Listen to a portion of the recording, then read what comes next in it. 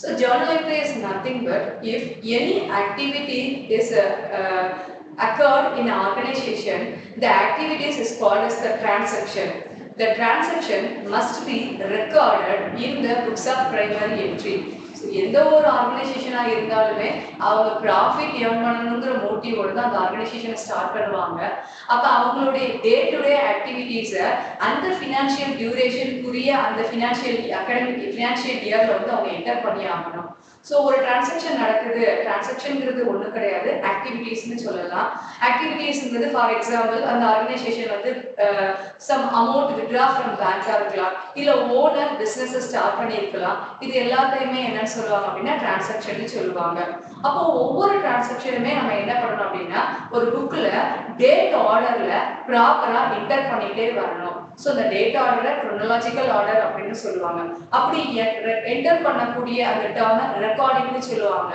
ஒரு டிரான்சாக்ஷன் ஒரு ஆர்கனைசேஷன்ல நடக்குது அப்படின்னா அதை ஃபர்ஸ்ட் நம்ம எதுல ரெக்கார்ட் பண்ணோம் அப்படின்னா ஜேர்னல் புக்ஸ் அப்படின்னு சொல்லுவோம். ஸோ இதுல அக்கௌண்ட்ஸ் புக்ஸ் பார்த்தீங்கன்னா நிறைய டைப்ஸ் இருக்கு. Journal, ledger, trial balance preparation statement, final account statement, இது மாதிரி நிறைய கிளாசிபிகேஷன்ஸ் இருக்குது. ஸோ ஃபர்ஸ்ட் ஒரு டிரான்சாக்ஷனை பத்தின இன்ஃபர்மேஷன்ஸ் நமக்கு எதுல இருக்கும் அப்படின்னா இந்த ஜேர்னல் புக்ஸ்ல தான் இருக்கும். ஸோ ஜேர்னல் என்ட்ரியை அதனால என்ன சொல்லுவாங்க அப்படின்னா the primary books of entry அப்படின்னு சொல்லுவாங்க. ஜேர்னல் என்ட்ரியில நம்ம எழுதக்கூடியதை என்ன சொல்லுவாங்க அப்படின்னா ரெக்கார்டிங் த டிரான்சாக்ஷன்ஸ் அப்படின்னு சொல்லுவாங்க. ஸோ ஒவ்வொரு டிரான்சாக்ஷனுமே கண்டிப்பா ஒரு டெபிட் ஆஸ்பெக்ட் இருக்கும், ஒரு கிரெடிட் ஆஸ்பெக்ட் இருக்கும் ஜேர்னல் என்ட்ரியை பொறுத்தமட்டில். அதே போல டெபிட்டுக்கு நேராக அதுக்குரிய அமௌண்ட் போடுவோம், கிரெடிட்டுக்கு அதுக்குரிய அமௌண்ட்டை நம்ம நோட் பண்ணி வைப்போம். அது போக அந்த ஜேர்னல் என்ட்ரியில அந்த டிரான்சாக்ஷன் சம்பந்தமான ஒரு சின்ன ஒரு நோட்ஸ் நமக்கு அதில் கொடுப்போம். ஒரு ஜேர்னல் என்ட்ரியில அந்த நோட்ஸுக்கு பேர் என்ன சொல்லுவாங்க அப்படின்னா நரேஷன் சொல்லுவாங்க. எந்த ஒரு நரேஷனா இருந்தாலும் அது பீயிங் அப்படிங்கிற வேர்டு போட்டு தான் அந்த நரேஷனை நம்ம என்ன பண்ணோம் அப்படின்னா ஸ்டார்ட் பண்ணுவோம். ஸோ இது வந்து ஒரு specific format of the journal entry. கண்டிப்பா மேல நம்ம டைட்டில் கொடுத்துருப்போம், என்ன கொடுத்துருப்போம் அப்படின்னா இந்த டிரான்சாக்ஷன் எந்த ஓனருக்குரியதோ எந்த ப்ரிப்பரேட்டருக்குரியதோ அவங்களோட நேம் கண்டிப்பா அந்த இல்லஸ்ட்ரேஷன்ல கொடுத்துருக்காங்க. For example construct the Journal entries இந்த புக்ஸ் ஆஃப் இம்ரான் அப்படின்னு கொடுத்துருந்தாங்க அப்படின்னா மேல நம்ம ஜேர்னல் புக்ஸ்ல எப்படி போடுவோம் அப்படின்னா ஜேர்னல் என்ட்ரிஸ் இந்த books of Imran Asan 31st March, அங்க என்ன இயர் மென்ஷன் பண்ணியிருக்காங்களோ அந்த இயரை நம்ம என்ன பண்ணணும் அப்படின்னா மென்ஷன் பண்ணணும். ஜேர்னலுக்கு நம்ம எப்பயுமே நம்மளோட அக்கௌண்ட்ஸ் நோட்ல சிங்கிள் சைடு தான் நம்ம யூஸ் பண்ணுவோம், டபுள் பேஜஸ் நம்ம யூஸ் பண்ண மாட்டோம். ஸோ சிங்கிள் பேஜ்ல காலம் என்னென்ன காலம் நேம் இருக்கும் அப்படின்னா டேட் காலம், பர்டிகுலர் காலம், எல்எஃப் அப்படிங்கிறது லெட்ஜர் ஃபோலியோன்னு சொல்லுவாங்க. ஸோ நம்ம லெட்ஜர்ல இந்த டிரான்சாக்ஷனை எந்த பேஜ்ல போஸ்ட் பண்றோமோ அந்த பேஜ் நம்பரை இங்க நம்ம என்ன பண்ணணும் அப்படின்னா மென்ஷன் பண்ணணும். லைக்வைஸ் லெட்ஜர் அக்கௌண்ட் நம்ம ஓபன் பண்ணும்போது அங்க ஜேர்னல் ஃபோலியோன்னு இருக்கும், அங்க இங்க போடுற இந்த ஜேர்னல் என்ட்ரியோட பேஜ் நம்பரை லெட்ஜர்ல வந்து நோட் பண்ணுவாங்க. ஸோ நெக்ஸ்ட் ஒன் என்ன அப்படின்னா debit amount column, credit amount column. இதுதான் specific format of journal entry சொல்லுவாங்க. ஸோ கண்டிப்பா ஜேர்னல் எப்படி இருக்கும் அப்படின்னா டேட் ஆர்டர்ல இருக்கும். டேட் ஆர்டர் எப்படி இருக்குன்னா அசெண்டிங்ல இருக்கும். ஃபர்ஸ்ட் டேட் ஃப்ரம் த பிகினிங்ல இருந்து எந்த ஒரு டேட்டுமே மிஸ் ஆகாம டேட் சீக்வன்ஸா கண்டிப்பா ஜேர்னல்ல என்ன பண்ணிருப்பாங்க அப்படின்னா என்டர் பண்ணிருப்பாங்க. ஸோ நெக்ஸ்ட் திங் பர்டிகுலர்ல என்ன இருக்கும் அப்படின்னா டெபிட் அக்கௌண்ட் நேம் இருக்கும், அது பக்கத்துல கண்டிப்பா டிஆர் போடுவாங்க. அதுக்கு கீழே ஒரு ஸ்பேஸ் தள்ளி கிரெடிட் அக்கௌண்ட் நேம் நம்ம போடுவோம். கிரெடிட் அக்கௌண்ட் நேமுக்கு முன்னாடி நம்ம 2 அப்படிங்கிறது சேர்த்துப்போம். ஸோ கிரெடிட் அக்கௌண்ட்டுக்கு முன்னாடி 2 போடுவோம். ஸோ அதனால எண்டிங்ல நம்ம என்ன பண்ண மாட்டோம் அப்படின்னா கிரெடிட் போட மாட்டோம். அண்ட் தென் நெக்ஸ்ட் நம்ம நரேஷன் கொடுப்போம். நரேஷன்ங்கிறது for example Imran started the business with cash rupees 45,000 ஒரு டிரான்சாக்ஷன் இருக்குது. அது ஃபர்ஸ்ட் ஜனவரி 2005ல நடந்திருக்கு அப்படின்னா இந்த இடத்துல 1/1/2005 டேட் காலத்துல போட்டிருப்போம். பர்டிகுலர்ஸ்ல Imran started the business with cash rupees 45,000. So cash நம்ம கம்பெனிக்குள்ள வருது, இம்ரான் நம்மளோட proprietor owner. So under personal account rule படி அவர் கிரெடிட் பண்ணணும். கேஷ் உள்ள வருதுங்கிறதுனால அண்டர் ரியல் அக்கௌண்ட் ரூல் படி cash account data what comes in debit. So cash account data debit காலத்துல 45,000 போட்டுருவோம். அண்ட் தென் கீழே to Imran's capital account credit காலத்துல 45,000 போட்டுருவோம். நரேஷன்ல being Imran started the business அப்படின்னு அந்த ஜேர்னலுக்குரிய ஒரு சின்ன நோட்ஸை நம்ம கொடுத்துருவோம். ஸோ இதுதான் ஒரு ஜேர்னல் என்ட்ரி போடுறதுக்குரிய ஒரு பேசிக் ஸ்டெப். So for example, எப்படி நம்ம journal போடணும் அப்படிங்கிறதுக்கு ஒரு சில example illustrations எடுத்துருக்கோம். So some kinds of transactions இங்க நம்ம கொடுத்துருக்கோம். First one, started the business with the cash rupees 50,000. எந்த ஒரு illustration இருந்தாலுமே நமக்கு எப்படி இருக்கும் அப்படின்னா கண்டிப்பா அந்த business ஸ்டார்ட் பண்ண அந்த கேபிட்டலை இன்வெஸ்ட் பண்ணது தான் first transaction இருக்கும். And then further transactions எல்லாமே கீழ இருக்கும். இப்போ இதுல 1 2 3 4 5 serial number இருக்கு. இதை எப்படி கன்சிடர் பண்ணிக்கோங்க அப்படின்னா 1st January 2005ங்கிற இயரா கன்சிடர் பண்ணிட்டோம் அப்படின்னா அப்ப டேட் 1/1/2005. அப்ப இப்ப ஃபர்ஸ்ட் டிரான்சாக்ஷன் பாருங்க, started the business with cash rupees 50,000. என்ன பண்ணிருக்காங்க, இப்ப ஓனர் பேருக்கு கொடுக்கல. சோ ஃபார் எக்ஸாம்பிள் இத நான் வந்து அசோக் அப்படின்னு வச்சுக்கலாம்.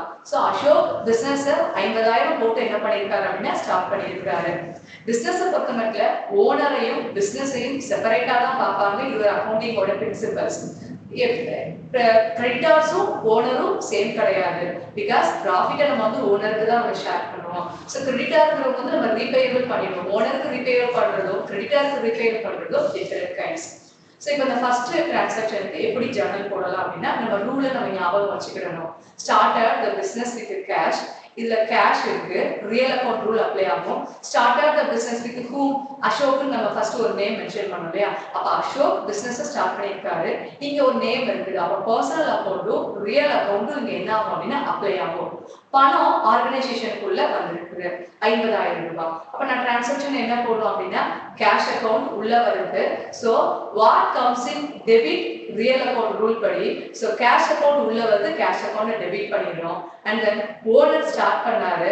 சோ என்ன பண்ணிருக்கோம் அப்படின்னா to the owners capital account. Amount காலத்துல கேஷ் அக்கவுண்ட்டுக்கு நேரா டெபிட் காலத்துக்கு கீழே அந்த அமௌண்ட்டை மென்ஷன் பண்ணிடுறோம். கேபிட்டல் அக்கவுண்ட்டுக்கு நேரா கிரெடிட் காலத்துல அந்த அமௌண்ட்டை மென்ஷன் பண்ணிடுறோம். கீழே narration being started the business with cash அப்படின்னு போட்டுக்கிறோம். And then second transaction, purchase goods from cash. goods purchase பண்ணிருக்கோம். இங்க goods ஓட நேம் என்னங்கிறது நமக்கு தெரியல, பட் பொருள் நம்ம வாங்கி இருக்கிறோம். அப்ப goods purchase பண்றோம் அப்படின்னா goods ஆர்கனைசேஷனுக்குள்ள வரும், கேஷ் வெளியே போயிருக்கு. ஏன்னா இது கேஷ் பர்ச்சேஸ். சோ இது நம்ம ஃபர்ஸ்ட் திங் என்ன பார்க்கணும் அப்படின்னா கேஷ் டிரான்சாக்ஷனா கிரெடிட் டிரான்சாக்ஷனாங்கிறத பார்க்கணும். அதுக்கப்புறமா இதுல வந்து இப்போ என்னென்ன அக்கௌண்ட்ஸ் இருக்குங்கிறத பார்க்கணும். இந்த அக்கௌண்ட்ல எந்த அக்கௌண்ட்டை நம்ம டெபிட் ஆஸ்பெக்ட் பண்ண போறோம், எதை கிரெடிட் பண்ண போறோம், இந்த மூணு இதையும் நம்ம என்ன பண்ணிக்கணும் அப்படின்னா ஜர்னல் போடும்போது ரிமெம்பர் பண்ணிக்கணும். ஸோ இப்போ பர்ச்சேஸ் குட்ஸ் ஃபார் கேஷ் இருக்குது. ஸோ இது கேஷ் டிரான்சாக்ஷன், பணம் கொடுத்து தான் அந்த டிரான்சாக்ஷன் நடந்திருக்குது. பர்ச்சேஸ் குட்ஸ் ஃபார் கேஷ்னா என்ன அர்த்தம், பொருள் உள்ள வருது. நம்ம ஆர்கனைசேஷனுக்குள்ள நம்ம குட்ஸ் பர்ச்சேஸ் பண்ணிருக்கோம். இங்க குட்ஸோட நேம் எனக்கு கொடுக்கல, அப்ப காமனா நான் என்ன பண்ணிக்கிறேன் அப்படின்னா பர்ச்சேஸ் அக்கவுண்ட் எடுத்துக்கிறோம். பணம் வெளியே போயிருக்குது, கேஷ் அக்கவுண்ட். அப்ப what comes in what goes அவுட்ங்கிறது நமக்கு ரியல் அக்கவுண்ட் ரூல் அப்ளை ஆகும். So what comes in goods உள்ள வந்திருக்குது. ஸோ குட்ஸோட நேம் கொடுக்காதனால நம்ம என்ன பண்ணிக்கிடலாம் அப்படின்னா பர்ச்சேஸ் அக்கவுண்ட்னு எடுத்துக்கிறோம். கேஷ் வெளியே போயிருக்குது, கேஷ் அக்கவுண்ட்னு வச்சுக்கிறோம். இந்த டிரான்சாக்ஷன் பியூர்லி ரியல் அக்கவுண்ட்ல வந்திருக்கு. So purchase account theta 10,000 to cash account rupees 10,000. அதுக்குரிய நரேஷனை நம்ம நோட் பண்ணிடுறோம். And then next one, sold goods for cash.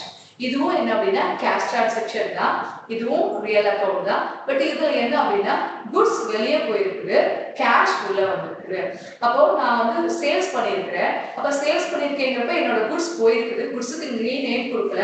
அப்ப நான் அந்த சோல்டு குட்ஸ்ங்கிறது நான் என்ன எடுத்துக்கிறேன் அப்படின்னா சேல்ஸ் அக்கவுண்ட் எடுத்துக்கிறேன். கேஷ் உள்ள வருது, ரியல் அக்கவுண்ட் படி what comes in debit, what goes out credit. So cash உள்ள வர்றதுனால கேஷ் அக்கவுண்ட் டெட்டா, குட்ஸ் வெளியே போயிருக்குது, என்ன ஃபார்ம்ல சேல்ஸ் பண்ணியிருக்கோம். ஸோ டு சேல்ஸ் அக்கவுண்ட்ங்கிறது இதுக்குரிய journal entry. So cash account data to sales account. Next, bought furniture for rupees 2,000. இப்போ suppose இந்த டிரான்சாக்ஷன் எப்படி இருக்குன்னு வச்சுக்கோ அப்படின்னா பர்ச்சேஸ்டு குட்ஸ் rupees 2,000 இருந்துச்சு அப்படின்னா purchase account data to cash அக்கவுண்ட்னு போடுவோம். நம்ம ப்ரீவியஸா நம்ம டிஸ்கஸ் பண்ணியிருக்கோம். இப்போ பார்த்தீங்கன்னா bought furniture for rupees 2,000 கொடுத்துருக்காங்க. அப்ப இங்க குட்ஸோட நேம் என்னங்கிறது நமக்கு கிளியரா கொடுத்துட்டாங்க.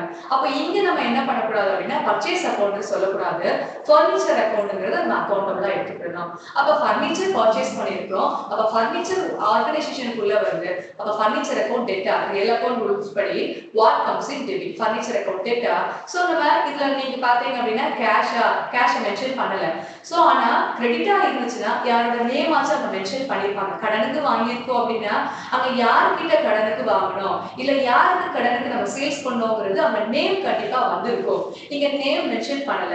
அப்ப இன்டைரக்டா இது என்ன அர்த்தம் அப்படின்னா நம்ம கேஷ் கொடுத்து தான் நம்ம ஃபர்னிச்சர் பர்ச்சேஸ் பண்ணிருக்கிறோம். அப்ப கேஷ் வெளியே போயிருக்குது, ஃபர்னிச்சர் உள்ள வந்திருக்கு. சோ ரியல் அக்கவுண்ட் ரூல்ஸ் படி furniture account data to cash அக்கவுண்ட்ங்கிறது இதுக்குரிய ஜர்னல் என்ட்ரி. அந்த next rent paid rent. Paid ரெண்ட்னா என்ன? ரெண்ட் நம்ம பே பண்ணிருக்கோம். இது நாமினல் அக்கவுண்ட்ல பாத்தீங்க அப்படின்னா debit all expenses and losses, credit all incomes and gains. அப்ப ரெண்ட் பெய்டுங்கிறது நமக்கு என்ன அப்படின்னா எக்ஸ்பென்சஸ். அப்ப அந்த ரெண்டோட நேம் என்னது? எக்ஸ்பென்சஸ் நேம் என்னது? எனக்கு ரெண்ட். அப்ப ரெண்ட் அக்கவுண்ட் டேட்டா என்னது பே பண்ணிருப்போம்? கேஷ் பே பண்ணிருப்போம். So to cash account rent account data to cash அக்கவுண்ட்ங்கிறது இதுக்குரிய journal entry. rent account data to cash account. And then next received commission. இதுவும் nominal account தான். இப்போ ப்ரீவியஸா ஒரு எக்ஸ்பென்சஸ் நம்ம வந்து பே பண்ணோம். இப்போ ஒரு இன்கம் நமக்கு வந்து கிடைச்சிருக்கு. என்ன இன்கம் கிடைச்சிருக்கு அப்படின்னா கமிஷன் ரிசீவ் பண்ணியிருக்கோம். கமிஷன் ரிசீவ்டுனா அப்ப கேஷ் எனக்கு கையில கிடைச்சிருக்கு. நாமினல் அக்கவுண்ட் ரூல் என்னது நமக்கு தெரியும். Credit all incomes and gains. அப்போ கேஷ் உள்ள வந்திருக்கு. எதனால அப்படின்னா கமிஷன் ரிசீவ் பண்ணதுனால. அப்ப அந்த எக்ஸ்பெண்டிச்சர் நேமையோ இல்ல இன்கம் நேமையோ நம்ம என்ன பண்ணுவோம் அப்படின்னா டெபிட்டோ கிரெடிட்டோ பண்ணுவோம். சோ இந்த டிரான்சாக்ஷன்ல received commission. So what comes in debit? Real account rules படி கேஷ் அக்கவுண்ட் டேட்டா. இதனால அந்த கேஷ் என்ன கிடைச்சிச்சு அப்படின்னா டு கமிஷன் ரிசீவ்டு அக்கவுண்ட் அப்படிங்கிறது இதுக்குரிய journal entry. Cash account data to commission received account. And the next transaction paid salary to the staff.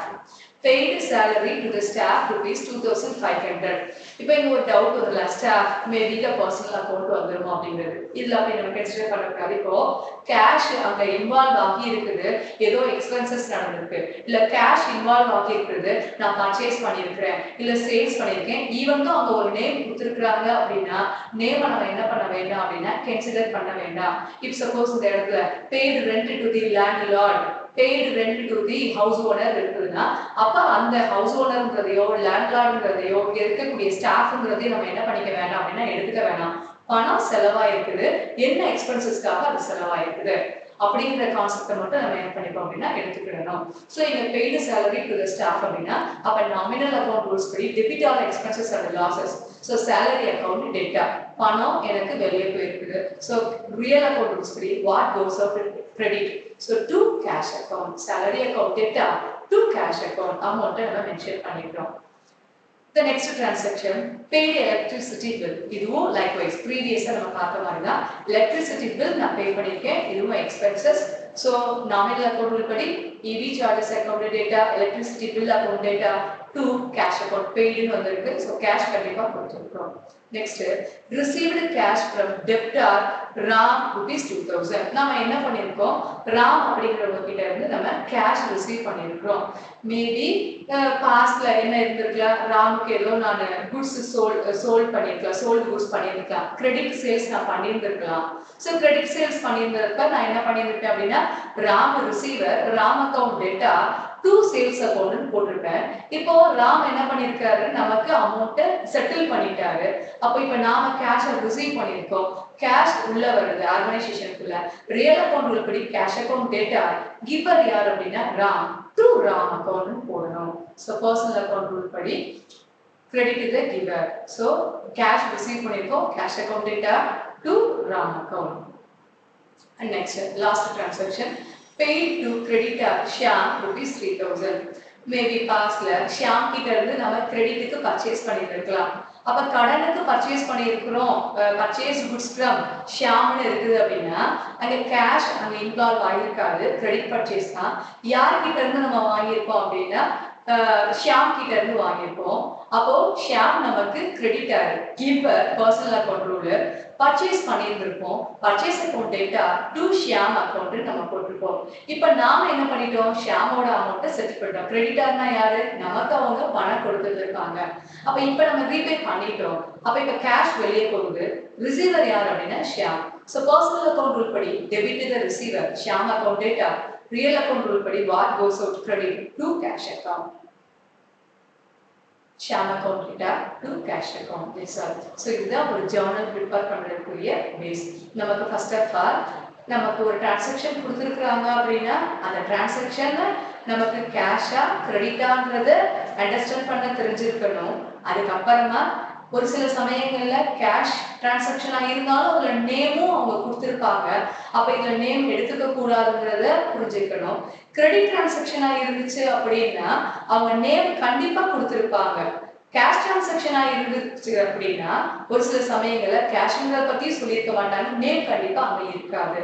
அப்ப இது எல்லாமே நம்ம கொஞ்சம் அனலைஸ் பண்ணிட்டோம். இந்த ரூல்ஸும் நமக்கு தெரியும் அப்படின்னா அந்த டிரான்சாக்ஷனுக்கு நம்ம ஜர்னல் இது மாதிரி போடலாம். தேங்க்யூ.